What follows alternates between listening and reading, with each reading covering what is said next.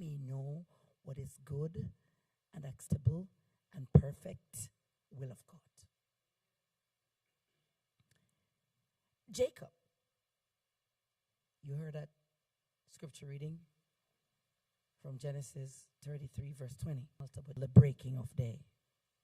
Now when he saw that he did not prevail against him, he touched the socket of his hip, and the socket of Jacob's hip was out of joint as he did with him.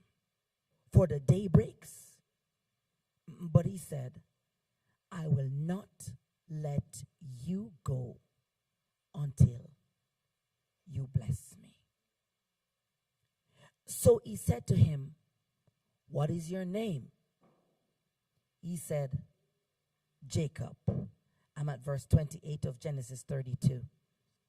Your name shall no longer be called Jacob, but Israel, for you have struggled with God and with men, and have prevailed.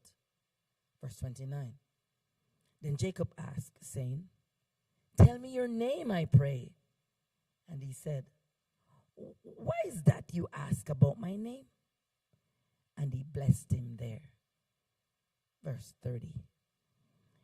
So Jacob called the name of the place Peniel, for I have seen God face to face, and my life is preserved.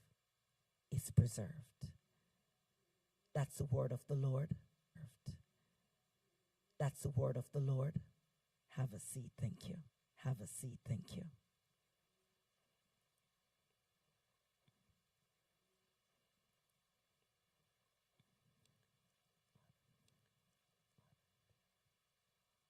When we open our Bibles to the book of Genesis, if we should begin at Genesis chapter 27, there is much that can get into the. I'll just be touching who Jacob was from the book in that verse 27. In Genesis 27, we meet Jacob. He was a deceiver. Jacob lied, he manipulated, and he disguised himself. He was also a robber. Running. He was not running from destiny, but he was running from his own deceit. This is 28. We encounter Jacob as a dreamer.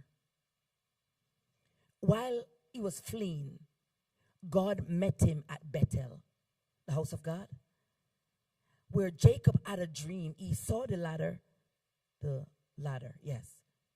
Then he hears the promise. He saw the ladder ascending to heaven. And when he saw the ladder in the dream, Jacob believed that he was going to die. So Jacob made a promise real quick. But it was a conditional vow. He said, God, if you keep me, then I will serve you. How many times we play a Jacob move? Ooh,